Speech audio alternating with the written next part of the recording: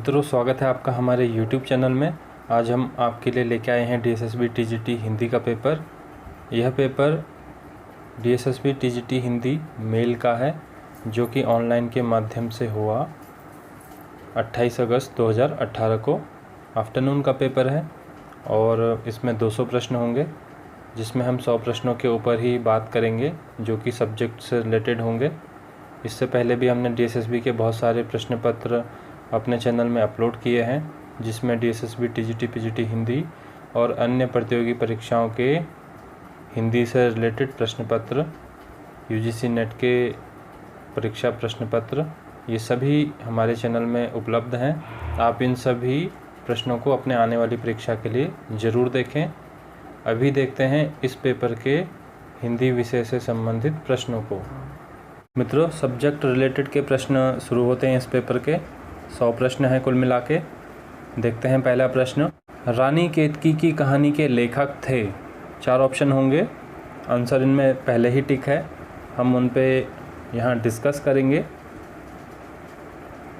सही आंसर है इंशाअल्लाह खां। कौन सा उपन्यास अज्ञेय का नहीं है?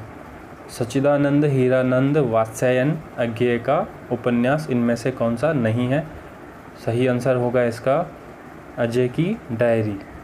बाकी सभी उपन्यास शेखर एक जीवनी, अपने अपने अजनबी, नदी के द्वीप, ये अज्ञेय के उपन्यास हैं। जबकि अजय की डायरी ये उपन्यास डॉक्टर देवराज का है, इसलिए यहाँ पे दूसरा ऑप्शन सही होगा। सचेतन कहानी के पुरोधा हैं, यानी सचेतन कहानी किसने आरंभ किया? तो सही आंसर है इसका महीप सिंह। 4 ऑप्शन आप देखिए। उदंत मार्तंड नामक हिंदी पत्र किसने निकाला? ये प्रश्न बहुत बार आता है, तो इसका सही आंसर है जुगल किशोर शुक्ल, और यह हिंदी की पहली पत्रिका मानी जाती है। भारतेंदु द्वारा रचित मौलिक नाटक कौन सा है? तो 4 ऑप्शन हम यहाँ देखेंगे। सही आंसर है इसका भारत दुर्दशा। यह भारतेंदु जी का मौलिक नाटक है। बाकी अन्य नाटक उन्होंने संस्कृत से अनुवाद किया है, तो चौथा ऑप्शन यहाँ पे सही होगा। आनंद कादम्बनी पत्र के संपादक थे। सही आंसर है इसका बद्री नारायण चौधरी प्रेमघन। दूसरा ऑप्शन सही होगा। इस पत्रिका को उन्होंने उत्तर प्रदेश के मिर्ज़ापुर से निकाला था। दूसरा ऑप्शन बिल्कुल सही। फोर्ट विलियम कॉलेज के प्राध्यापक नहीं थे। 4 ऑप्शन में से सही आंसर है शिव प्रसाद सिंह। बाकी अन्य लेखक फोर्ट विलियम कॉलेज के प्राध्यापक रहे हैं, जबकि Shiv Prasad Singh fort William college से संबंधित नहीं है। निम्न में से कौन सा सही सुमेलित नहीं है? तो यहाँ पे नहीं है पूछ रहा है। सही आंसर होगा यहाँ पे 8वां सर्ग उदय शंकर भट्ट। तो 8वां सर्ग जो नाटक है वह सुरेंद्र वर्मा के द्वारा लिखा गया है।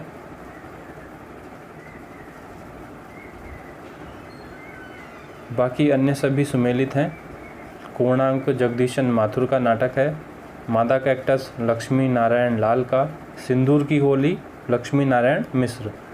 लेकिन 8वां सर्ग उदय शंकर भट्ट का नहीं है।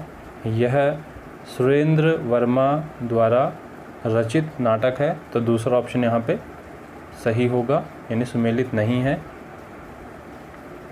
निम्न में से कौन सा सही सुमेलित नहीं है? सेम प्रश्न इसी तरह का। 4 ऑप्शन देखिए। 4th वाला ऑप्शन उसका बचपन मन्नू भंडारी, तो यह सुमेलित नहीं है। बाकी अन्य ऑप्शन सुमेलित हैं, तो इसका जो सही आंसर है वह है कृष्ण बलदेव वैद। ये नए राइटर हैं, आपको ध्यान देना है थोड़ा। तो उसका बचपन के लेखक हैं कृष्ण बलदेव वैद। बाकी अन्य जो रचनाएं हैं, गुनाहों के देवता, इसके राइटर हैं धर्मवीर भारती। कितने पाकिस्तान, कमलेश्वर, सारा आकाश, राजेंद्र यादव। तो ये सभी सही सुमेलित हैं, लेकिन फोर्थ ऑप्शन सही सुमेलित नहीं है। नासिकेतोपाख्यान किसकी रचना है? सही आंसर है इसका सदल मिश्र। बहुत आसान प्रश्न है। इंदुमती कहानी के लेखक कौन थे? इंदुमती कहानी के लेखक हैं किशोरी लाल गोस्वामी। यह हिंदी की पहली कहानी मानी जाती है। अगला प्रश्न है, प्रजाहितैषी नामक पत्र कौन निकालता था? तो देखिए सही आंसर होगा राजा लक्ष्मण सिंह। इसका सही आंसर है पहला ऑप्शन। निम्न में से कौन सा सही सुमेलित नहीं है? तो देखिए चारों ऑप्शन फिर से। एक सुमेलित नहीं है, बादलों के घेरे में। उषा प्रियंवदा, ये सही सुमेलित नहीं है। बाकी अन्य सुमेलित हैं। जगदम्बा बाबू गांव आ रहे हैं, चित्रा मुदगल। यही सच है, मन्नू भंडारी। डेफोडिल जल रहे हैं, मृदुला गर्ग। ये सही सुमेलित हैं, लेकिन बादलों के घेरे, उषा प्रियंवदा, ये सही नहीं है। इसका जो सही आंसर होगा वह है कृष्णा सोबती। और यह उपन्यास उन्होंने 2006 में लिखा था। अगला प्रश्न, निम्न में से कौन सा नाटक मोहन राकेश का नहीं है? तो मोहन राकेश के नाटक यहाँ पे 3 फेमस नाटक हैं, आधे अधूरे, लहरों के राजहंस और आषाढ़ का एक दिन। जबकि हानूस नाटक भीष्म साहनी के द्वारा रचित है। तो पहला ऑप्शन यहाँ पे सही होगा, यानी मोहन राकेश का नाटक नहीं होगा। निम्न में से कौन सा प्रेमचंद का उपन्यास नहीं है? तो देखिए चारों ऑप्शन में से सही आंसर है देहाती दुनिया। यह उपन्यास प्रेमचंद का नहीं है। गमन, निर्मला, सेवा सदन, ये प्रेमचंद के उपन्यास हैं। जबकि देहाती दुनिया शिव पूजन सहाय के द्वारा लिखा गया आंचलिक उपन्यास है।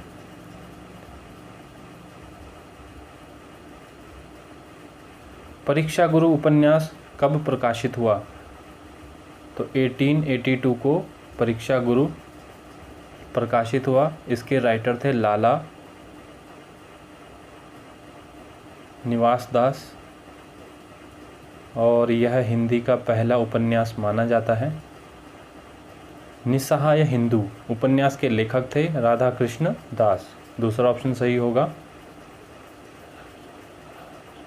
कारवां एकांकी के रचनाकार कौन है? सही आंसर है भुवनेश्वर प्रसाद। ये प्रश्न भी काफ़ी रिपीट होता है, तो आप इसे ध्यान से देखिए, समझिए। नहुस नाटक के रचनाकार हैं। नहुस नाटक के रचनाकार हैं गोपाल चंद गिरिधर। और ये जो राइटर हैं यह भारतेंदु हरिश्चंद्र के पिता हैं, जिन्होंने नहुस नाटक लिखा है। निम्न में से कौन सा सही सुमेलित नहीं है? फिर से देखिए सही सुमेलित नहीं है। बाण भट्ट की आत्मकथा राहुल सामकृत्यायन, यह सही सुमेलित नहीं है। वैशाली की नगर बधू आचार्य चतुर्सेन शास्त्री सही है। चित्रलेखा भगवती चरण वर्मा सही है। अमृत और विष अमृत लाल नागर के द्वारा लिखा गया उपन्यास।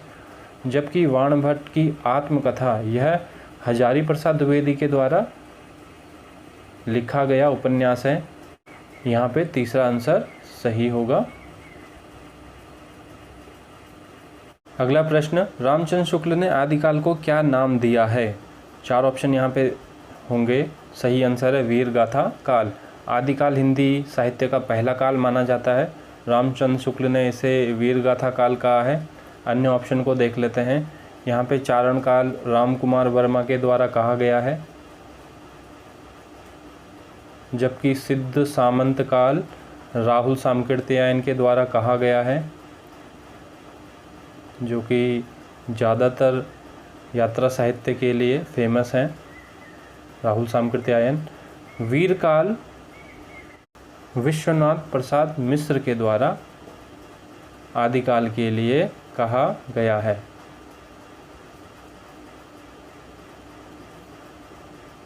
तो काफ़ी इम्पोर्टेंट प्रश्न है। अगला प्रश्न, स्मृति की रेखाएं किसकी रचना है? आसान सा प्रश्न। महादेवी वर्मा इसके राइटर हैं। फोर्थ ऑप्शन सही होगा। ऋण जल धन जल रिपोर्टाज के लेखक कौन हैं? तो इसका सही आंसर है फणीश्वर नाथ रेणु। तीसरा ऑप्शन सही होगा। नामदेव का संबंध किस प्रांत से था? महाराष्ट्र सही आंसर है, फोर्थ ऑप्शन। चंदायन के रचयिता हैं मुल्ला दाऊद। यह रचना सूफी परंपरा में पहली रचना मानी जाती है।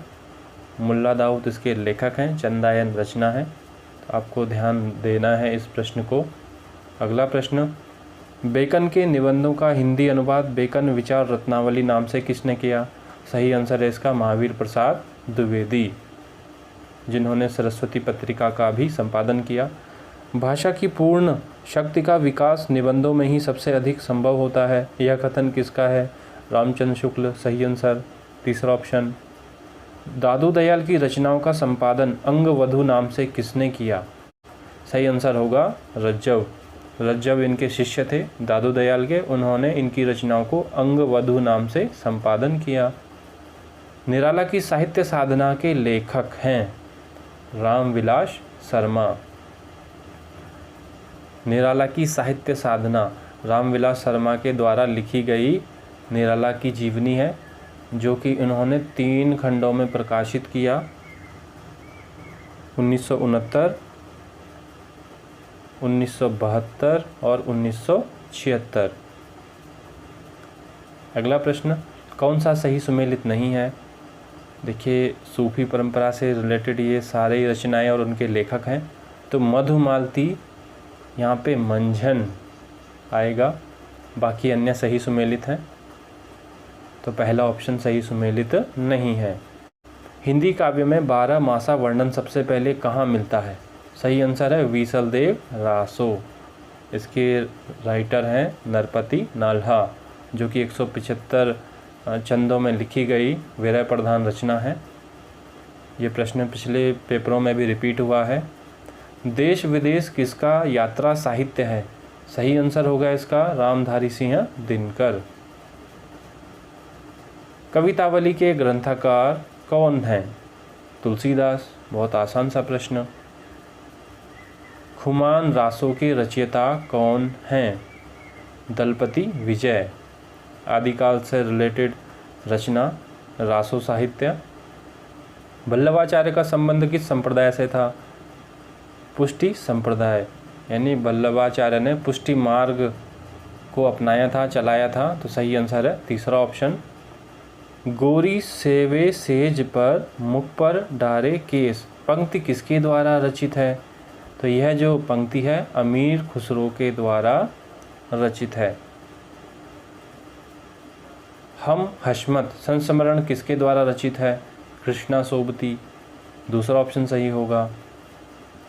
ये बहुत सारे प्रश्न रिपीट हो रहे हैं या आने वाले एग्ज़ाम में रिपीट होंगे, आप इन सभी प्रश्नों को ध्यान से देखिए। अरे यायावर रहेगा याद, यह किस विधा की रचना है? देखिए, ये प्रश्न भी हमने पिछले पेपरों में देखा है बहुत से बार। तो सही आंसर है इसका यात्रा वृत्तांत, और इसके जो लेखक हैं सच्चिदानंद हीरानंद वात्स्यायन अज्ञेय, यानी अज्ञेय की रचना है अरे यायावर रहेगा याद। बनारसी दासकृत अर्ध कथा है। यह हिंदी का पहला आत्मकथा माना जाता है, अर्ध कथा, और इसके लेखक हैं बनारसी दास। तो आत्मकथा यह अर्ध कथा है और पहली आत्मकथा मानी जाती है। बनारसी दास द्वारा कृत अर्ध कथा हिंदी की पहली आत्मकथा मानी जाती है। तो तीसरा ऑप्शन सही होगा। जायसी की रचना नहीं है। पहला ऑप्शन सही है मिर्गावती। जायसी की रचना नहीं है, बाकी अन्य पद्मावत, अखरावत, कहनावत या इसे आखिरी कलाम भी कह सकते हैं। लेकिन जो मिर्गावती है इसके रचयिता हैं कुतुबन, ध्यान देना है आपको। सही आंसर है पहला ऑप्शन, जायसी की रचना नहीं है। बतरस लालच लाल की मुरली धरी लुकाए पंक्ति के रचयिता हैं। देखिए ये पंक्ति हम रस में पढ़ते हैं, श्रृंगार रस है और बिहारी की रचना है, बिहारी का दोहा है। कौन सी रचना भूषण की नहीं है? काव्य रसायन, यह भूषण की रचना नहीं है, यह देव की रचना है जो कि रीतिकाल के लेखक थे। बाकी शिवराज भूषण, छत्रसाल दशक, शिवा बावनी, यह भूषण के द्वारा लिखे गए रचनाएं हैं जो कि रीतिकाल में भी वीर रस की कविताएं या वीर रस से संबंधित रचनाएं करते थे, इसलिए भूषण फेमस है। नरसिंह जी का मायरा किसकी रचना है? तो मीरा इसका सही आंसर है। आसान सा प्रश्न होगा। देखिए ताड़ सप्तक के संपादक कौन थे? यह प्रश्न हमने पिछले पेपरों में भी देखा। सही आंसर है इसका अज्ञेय, और इसका संपादन 1943 में हुआ, जिसमें 7 कवियों की रचनाएं छपती थीं, और दूसरा सप्तक 1951 में। फिर इसके बाद अज्ञेय के द्वारा ही तीसरा सप्तक संपादित किया गया 1959 में, और आखिर में उनका चौथा सप्तक भी अज्ञेय के द्वारा ही निकाला गया 1978-79 के आसपास। तो ये प्रश्न काफ़ी रिपीट होते हैं, इनसे रिलेटेड लेखक भी पूछे जाते हैं, तो आपको इस प्रश्न को थोड़ा डीप से पढ़ना होगा। भक्तिकाल के किस कवि ने वर्वे नायिका भेद लिखा है? सही आंसर है बिहारी। रीतिकाल कवि चिंतामणि किसके भाई थे? सही आंसर है भूषण। कौन सा सही सुमेलित नहीं है? देखिए यहाँ पे रचनाएं और उनके राइटर। कोकसार, यह सही सुमेलित नहीं है, इसका सही आंसर है घनानंद। बाकी अन्य रचनाएं गंगा लहरी पद्माकर के द्वारा लिखी गई है, गंगावतरण रत्नाकर के द्वारा, कवित्र रत्नाकर सेनापति के द्वारा, लेकिन कोकसार घनानंद के द्वारा है, तो इसलिए यह सुमेलित नहीं है। फोर्थ ऑप्शन सही होगा। कौन सा कवि अष्टछाप में नहीं है? तो अष्टछाप में शामिल नहीं है सुंदर दास। अष्टछाप 8 कवियों का समूह कह सकते हैं जो कृष्ण को मानने वाले थे या कृष्ण से संबंधित रचनाएं करते थे। वल्लभाचार्य के शिष्य और उनके पुत्र विट्ठल दास के शिष्य, 4 दोनों ही के शिष्य थे, तो यहाँ पे सुंदर दास नहीं है। सही आंसर है यहाँ पे सुंदर दास। सुंदर दास अष्टछाप के कवि नहीं है। यहाँ पे इनकी जगह आना चाहिए था कुंभन दास। ये चारों के चारों शिष्य वल्लभाचार्य के थे, और जो शेष कवि थे 4, वह गोस्वामी विट्ठल दास के थे, जिनमें गोविंद स्वामी, नंददास, चित स्वामी और चतुर्भुज दास आते हैं। इस तरह से अष्टछाप के 8 कवि माने जाते हैं। कौन सी रचना सुमित्रा नंदन पंत की नहीं है? प्रेम पथिक, यह प्रश्न पिछले में भी रिपीट हुआ, पिछले पेपर में। गुंजन, पल्लव, युगांत, ये सुमित्रा नंदन पंत की रचना है, जबकि प्रेम पथिक जयशंकर प्रसाद की रचना है। अगला प्रश्न, अमिय हलाहल मद भरे श्वेत श्याम रत्नार पंक्ति के रचयिता कौन है? रसलीन इसका सही आंसर है। संतन को कहाँ सीकरी सो काम, किसने कहा था? कुंभन दास के द्वारा यह उक्ति कही गई थी, तो दूसरा ऑप्शन सही होगा। निम्न में से कौन सा काव्य ग्रंथ मैथिली शरण गुप्त द्वारा रचित नहीं है? वैदेही वनवास, यह अयोध्या सिंह उपाध्याय हरिओत के द्वारा लिखा गया रचना है। बाकी अन्य मैथिली शरण गुप्त की रचनाएं हैं, जयद्रथ वध, यशोधरा और साकेत। हुंकार किसका काव्य संग्रह है? तो सही आंसर है इसका रामधारी सिंह दिनकर, पहला ऑप्शन सही होगा। एकांतवासी योगी किसकी रचना है? श्रीधर पाठक, यह अनुवादित रचना है अंग्रेजी से, तो सही आंसर है इसका श्रीधर पाठक। तीसरा सप्तक कब प्रकाशित हुआ? तीसरा सप्तक 1959 को प्रकाशित हुआ। देखिए अभी हमने एक्सप्लेन किया था इसे। कौन सी काव्य रचना महादेवी की नहीं है? महादेवी वर्मा की नहीं है। बेला यहाँ पे महादेवी वर्मा की नहीं है। यह रचना सूर्यकांत त्रिपाठी निराला की रचना है। बाकी अन्य रचनाएं महादेवी की हैं। संध्या गीत, निहार और नीरजा। सीढ़ियों पर धूप में किसका काव्य संग्रह है? तो सही आंसर है रघुवीर सहाय। तीसरा ऑप्शन सही होगा। बीती विभारी जागरी किसकी कविता है? सही आंसर है जयशंकर प्रसाद। पै धन विदेश चली जात यह अति ख्वारी पंक्ति किसकी है? सही आंसर है इसका भारतेंदु हरिश्चंद्र। चौथा ऑप्शन सही होगा। हरी घास पर क्षण भर किसकी काव्य रचना है? अज्ञेय की रचना है। तो यहाँ तीसरा ऑप्शन सही होगा। संसद से सड़क तक काव्य संग्रह के रचयिता कौन है? तो धूमिल इसका सही आंसर है। दूसरा ऑप्शन सही होगा। देवनागरी लिपि के संदर्भ में कौन सा कथन गलत है? तो देखिए चारों में से एक कथन गलत है। देवनागरी की वर्णमाला का वर्णक्रम अवैज्ञानिक है, यह कथन गलत है। बाकी सही है। एक ध्वनि के लिए एक ही वर्ण आता है, एक वर्ण से एक ही ध्वनि सांकेतिक होता है। देवनागरी का प्रत्येक अक्षर उच्चारित होता है, लेकिन यह अवैज्ञानिक नहीं है। तो दूसरा ऑप्शन सही होगा। सफरी सी जल में विहंगनी सी व्योम में पंक्ति में कौन सा अलंकार है? तो इसमें उपमा अलंकार होगा। वाचक यहाँ पे सी 2 बार आया है, तुलना हो रही है, उपमा अलंकार होगा।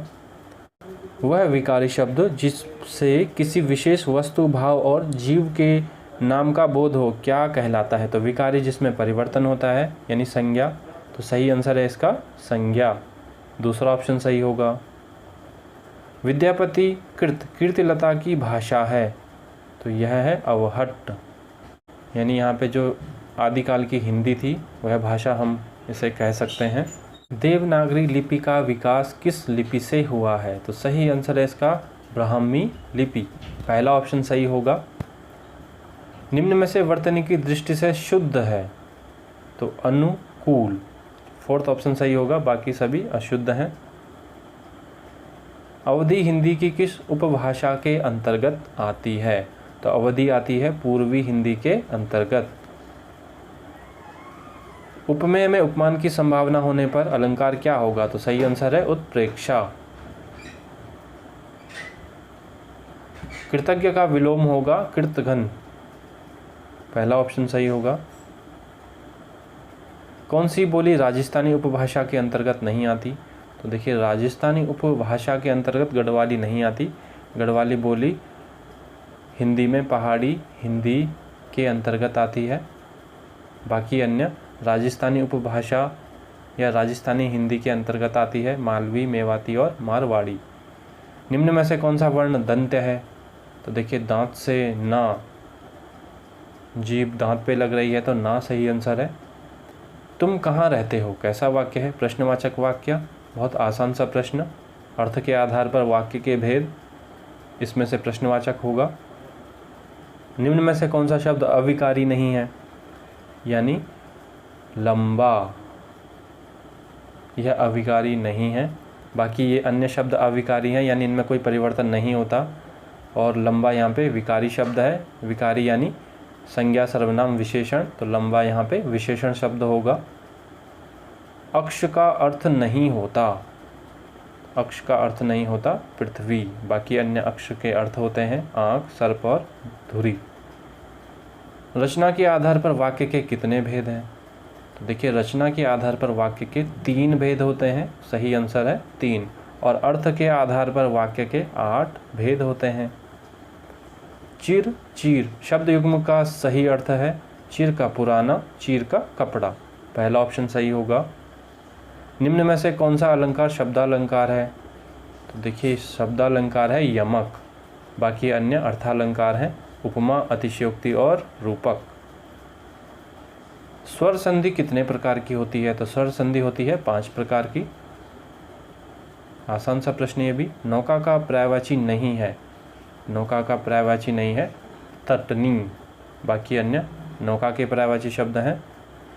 देखिए अगला प्रश्न, घर का जोगी जोगड़ा आन गाँव का सिद्ध लोकोक्ति का सही अर्थ है अपने लोगों में आदर नहीं होता।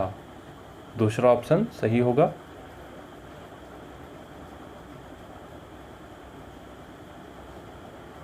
मुख्यार्थ के बाधित होने पर जब उसमें संबद्ध दूसरा अर्थ लिया जाता है तो शब्द शक्ति क्या होती है? सही आंसर होगा इसका लक्षणा। घाड़ो पानी पड़ जाना मुहावरे का सही अर्थ है लज्जित होना या बहुत शर्मिंदा होना। दूसरा ऑप्शन सही है। संविधान में हिंदी को राजभाषा के रूप में मान्यता कब मिली? तो 14 सितंबर 1949 को संविधान के अनुसार हिंदी को राजभाषा के रूप में मान्यता मिली और इसी दिन को हम हिंदी दिवस के रूप में मनाते हैं। किस अनुच्छेद में निर्देशित है कि संघ का कर्तव्य है कि वह हिंदी का प्रसार बढ़ाए? 351 आर्टिकल 351। देखिए यहाँ पे गद्यांश है, गद्यांश को आप वीडियो को पॉज करके पढ़िए और आंसर को देखिए, ऑप्शन को देखिए, प्रश्न को देखिए और फिर आंसर देने की कोशिश करें। तिब्बत के बहुमूल्य ग्रंथों का उद्धार किसने किया? सही आंसर है राहुल सामकृति यायन। पद्यांश के अनुसार सही आंसर। वैष्णव संहिताओं के अध्ययन की ओर किसने ध्यान आकृष्ट किया? सही आंसर है श्रीधर। अर्थशास्त्र के रचयिता हैं कौटिल्य।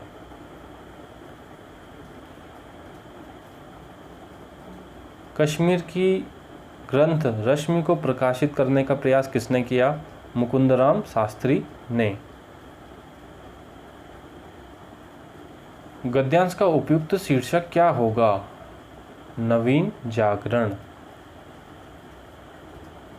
अब देखिए यहाँ पे टीचिंग एप्टीट्यूड से संबंधित प्रश्न है। इसमें पहला प्रश्न है, पाठ्यक्रम की कौन सी विशेषता उसे विद्यालयों और समुदायों की विशेष आवश्यकताओं के अनुकूल बनाती है? 4 ऑप्शन में से सही आंसर है आवश्यकतानुसार अनुकूलता। इन प्रश्नों को आप ध्यान से देखिए, ये प्रश्न रिपीट होंगे। राष्ट्रीय माध्यमिक शिक्षा अभियान महत्वपूर्ण विशेषता है और माध्यमिक शिक्षा में किस पहल का विस्तार है? सही आंसर है इसका सर्व शिक्षा अभियान। आवश्यकताओं के मैस्लो के पदानुक्रम के अनुसार स्ववास्तविकताएं और सौंदर्य आवश्यकताएं डैश का भाग है? मनोवैज्ञानिक आवश्यकताएं। मैस्लो को हमने मनोविज्ञान में पढ़ रखा है तो उसी से रिलेटेड यह प्रश्न है। पाठों का पाठन और प्रतिबिंबन करने का मुख्य उद्देश्य डैश को बढ़ाना है? भाषा योग्यता। जब शिक्षण कार्य नीतियाँ प्रत्येक छात्र की आवश्यकताओं और हितों के लिए स्थिति के अनुरूप होती हैं तो वह निम्नलिखित में से किसका एक सामान्य उदाहरण है? विभेदन। काफ़ी छोटे शब्दों में लिखा गया टीचिंग एप्टीट्यूड के प्रश्न। विद्यालय के विषयों के अध्ययन में 3 R किसका संकेत हैं? सही आंसर है पाठ करना, लेखन करना और अंकगणित। छायांकन का एक उदाहरण है समकालीन कला। अन्य वर्ग के लोगों की अपेक्षा एक वर्ग के लोगों को वरीयता देना क्या कहलाता है? पक्षपात। 4th ऑप्शन सही होगा। दल शिक्षण तभी सर्वाधिक उपयुक्त है जब संसाधन सीमित हों, यानी मैक्रो टीचिंग। छात्र और शिक्षक किस पाठ्यक्रम अभिकल्प में परिवर्तन के अभिकर्ता हैं? सही आंसर है मूल अभिकल्प। तो देखिए इस तरह से यह पेपर समाप्त होता है। DSSB TGT हिंदी मेल 28 अगस्त 2018 का यह प्रश्न पत्र था, ऑनलाइन के माध्यम से हुआ। आफ्टरनून का पेपर था और इससे पहले भी हमने DSSB के बहुत सारे प्रश्न पत्र आप लोगों के लिए अपलोड किए हैं। आप इन सभी प्रश्न पत्रों को ज़रूर देखें। हमारे इस वीडियो को लाइक करिए, शेयर करिए, हमारे चैनल को सब्सक्राइब करिए। इस वीडियो को देखने और हमसे जुड़ने के लिए बहुत बहुत धन्यवाद। मिलते हैं अगली वीडियो के साथ। धन्यवाद।